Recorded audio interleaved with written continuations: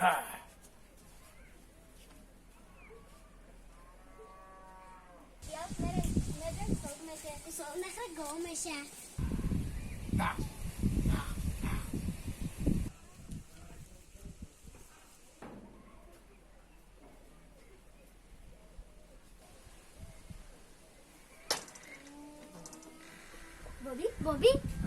ما هم کار کردیم. خنداتان زنین ایجی بی الان که ایجی بیاین که خای اینا شما ما رو مجبور کردین و ما شما دو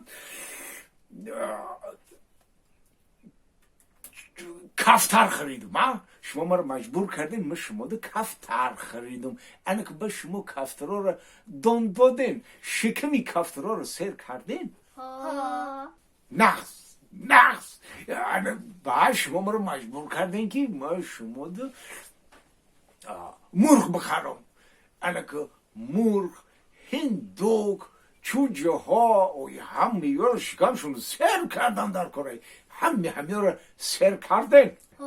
الان باید شما ما رو مجبور کردین که ما در گوساله بخر، شکمش سیر میکنیم که گوش و ما شما در گوساله خریدم. من نگفتم. الان که شما گوساله رو سیر کرده، خنداتان زنین.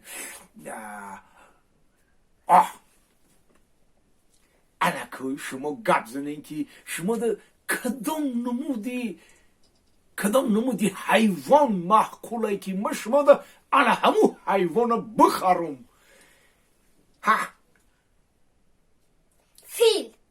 وای فیل، میدونی که فیل چنی خونای، شکمی فیل چنی درونی یا خونای، و شما شکمی فیل سیر کردن نمیتونین؟ بابی بیا یک فیل میخریم که وای فیل سر باشه. آهی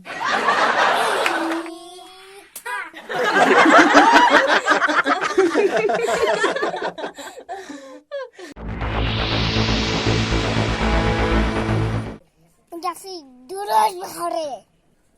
فیل بخوره؟ وای فیل سر کردن نمیشه بابی. مده فیل سر بخوره.